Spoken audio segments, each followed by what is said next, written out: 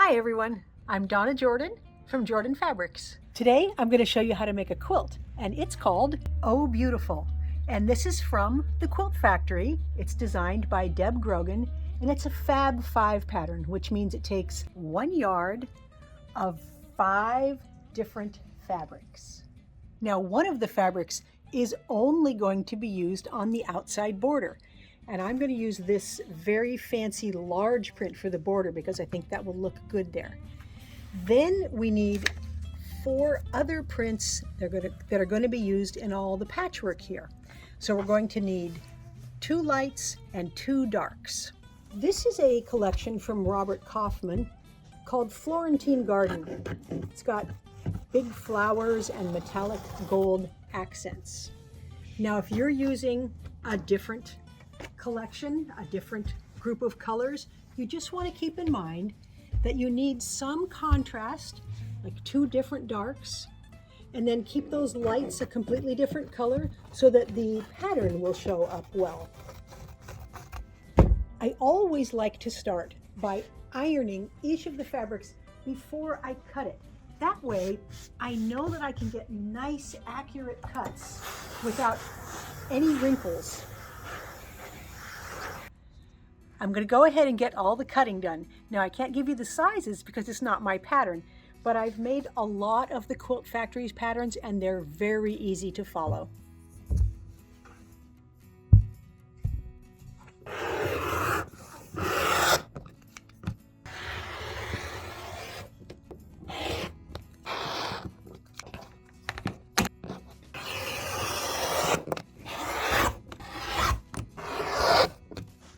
These are for the borders, so we're just going to set these aside for now. And all of these pieces are all for the patchwork. The first thing we're going to work with is our bigger squares. Now I'm going to mark the back side of each of these light squares, and I'm going to do that by drawing a line on the diagonal from corner to corner, and I like to use just a real light pencil line.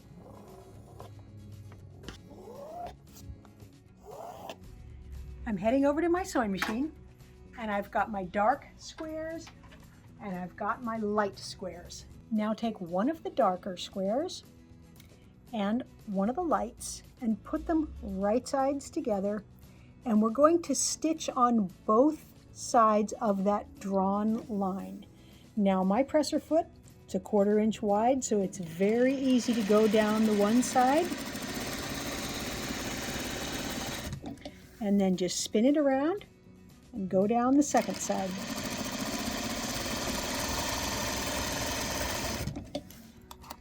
Once you've got those all stitched up, take them back to the cutting board, and we're just going to slice them right along the drawn line. So it will be right between those 2 stitching lines.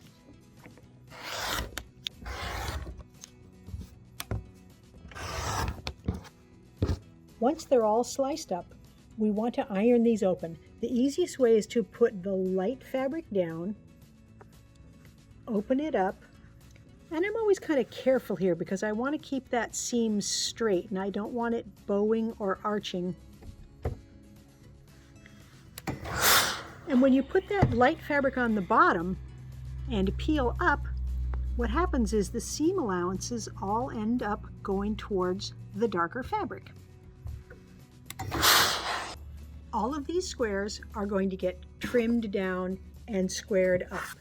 And the pattern tells you what size to do it to. But remember, you want to trim off of each fabric. You don't want to have it turned this way where you're trimming off of the same fabric. So the easiest way to remember is to put that dog ear in the corner there.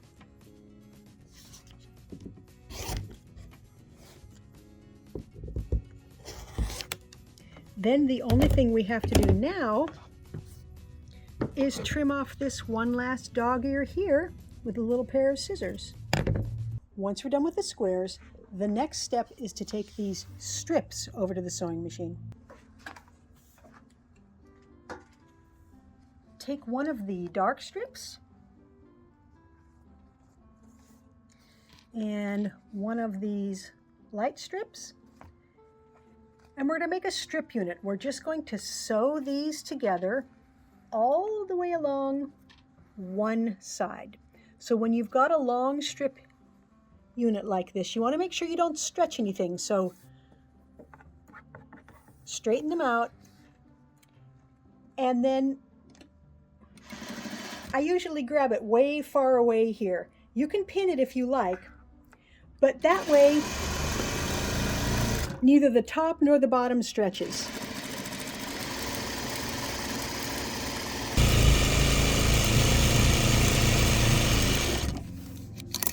And I like to finger press the seam allowance to one side, and I want to press it toward the dark fabric. So I'm just going to hold it open a little and then draw my finger down here.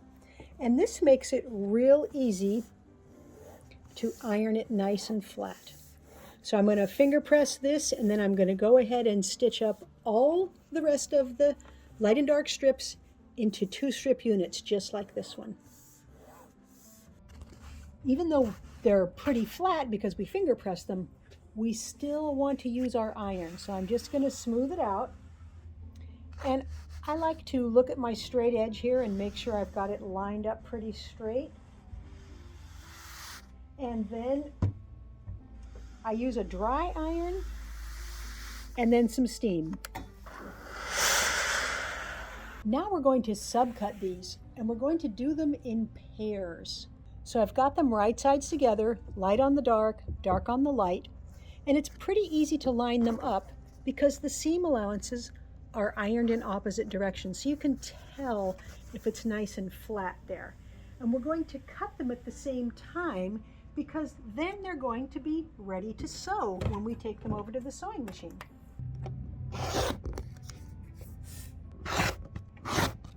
I'm just going to pick up the pairs, and they may get moved a little bit, but they will be almost lined up, and we'll take these right over to the sewing machine. All we have to do now is stitch one seam in these. So I'm going to double check, make sure that my intersection is lined up there, and do one stitch line here, and then finger press this. And I'm going to finger press all of them exactly the same way, all of them over to the right. Now we have everything we need to make up the blocks that are going to make the entire quilt.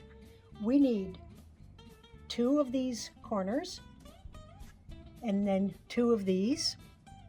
We need 4 of these 4 patches. 1, 2, 3, 4. Then we need 4 half square triangles with that corner, and then 4 with the other fabric in the corner. Let's lay these out right at the machine, and that way they will be easy for us to pick up and stitch together. I know all of these go in the middle. Every block gets laid exactly the same way. Now, our 2 light blocks here. This one is going to go up top right and lower left, and these go in the opposite corners. Now the half square triangles that make the star, I'm going to do this background that matches that corner. I'm going to surround it with those 3 together, and then I'm going to use them down in the opposite corner as well. And then these last half square triangles, so the backgrounds are matching. We're again surrounding this one with the half square triangle that matches in that corner, and then the same thing in the far opposite corner here. Now it looks like a star. I'm just going to slide the whole thing over a little bit so I can stitch. Now you can make 1 row at a time and then stitch the rows together, and that is basically what I'm going to do, but I'm going to do it like this. I'm going to take these first 2 pieces, be careful I don't spin them around, and I'm going to take them right over to the machine here, and I'm going to stitch and leave it on the machine. Don't snip the threads. Now I'm going to go right back here to these next two pieces, put them right sides together, take it right over here, and there's no matching at all. The squares are the same size, so I'm just going to stitch together. And again, leave it right there, grab the third pair,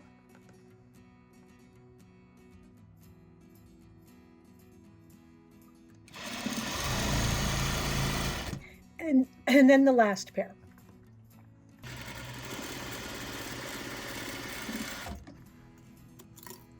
Now I'm going to slide all this patchwork over just a little bit so I have a little more room. Now open these up and just add this third piece. So it's going to fit right here. So I'm going to put them right sides together and stitch and leave it on the machine. And I'm going to keep opening and adding pieces as I go down. And this piece, when we add it, there is an intersection in the middle here. But look, the seam allowances are going in opposite directions, so they nest, so it's real easy to get that matched up there.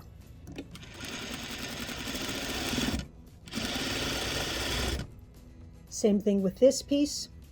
Seam allowances are nesting and going in the opposite directions.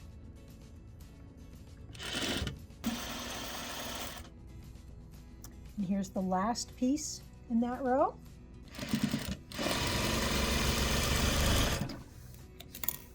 And now all we have to do is open everything up and add the very last piece over here. So now what we have is 4 separate rows here. This row is sewed together, this one is sewn, this one is sewn, this one is sewn. But I don't have to worry about getting the rows mixed up or turned around because they're connected with those little threads there. I'm going to finger press the top row, all the seams to the right. The next row is all going to go to the left. And I'm just going to keep alternating all the way down here. Now we can turn the whole block and sew the rows together. And since everything is finger pressed in opposite directions, these intersections will lay nice and flat because the seam allowances are going the opposite way and they will nest.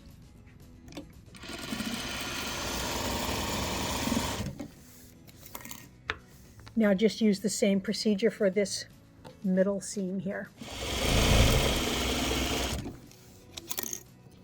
And now that very last seam.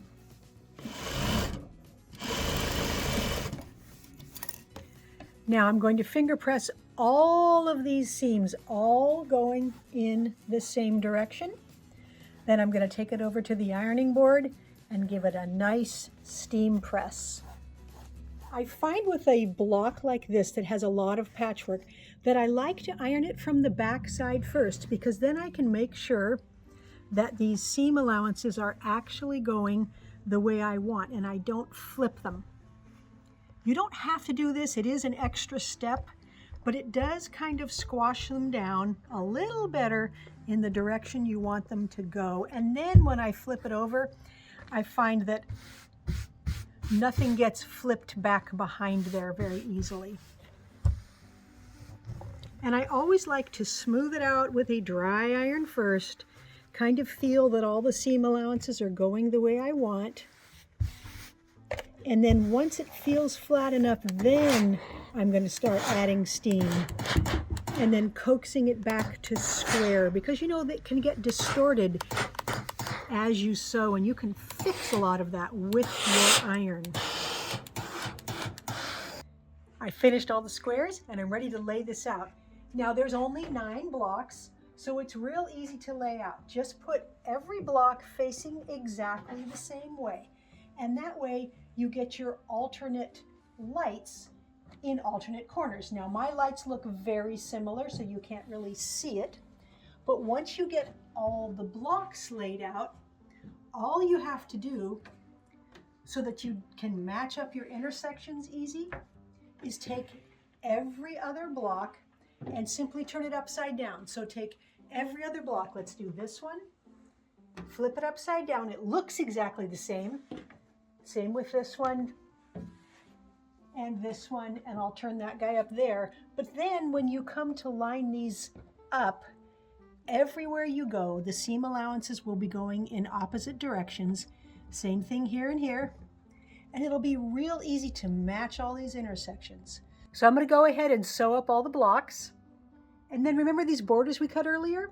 I'm going to stitch all 3 around the edges. Then I can get it loaded onto the quilting machine. I've got the borders on. The quilt is all loaded up. Next step is to pick a thread color. I'm sure I'd like to use something light on this. I don't want anything to fight with these squares and triangles there, but all of these are light enough that they're not going to show much in the patchwork, and that's not even going to show on the background. The gold, of course, that's going to blend in, not going to show. Lavender, probably give us a little color in the light and won't show in the dark. That would be a good choice. And then this is a very neutral, probably not going to show anywhere. I really think the lavender, even though it's going to show a little bit, I think we'll go with that. Now, even though the quilting is not going to show up much, I still like to have some sort of pattern that matches the theme of the quilt. So this one is called Wish Upon a Star, and it's kind of different sizes of stars with those loops, and I think that will look really good on the patchwork.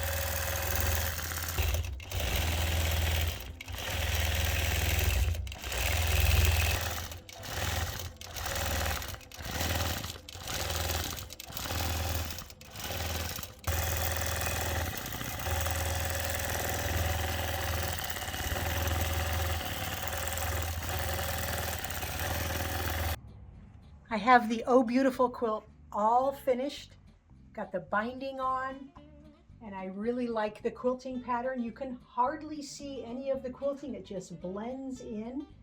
The stars show really well. You got like a checkerboard in the middle of each one, which I hadn't really realized, but because I used prints that have such a big contrast in colors, that's what shows there. Now you can see the stars in the quilting, like right here, there's a little star, another little star, and there's some bigger stars.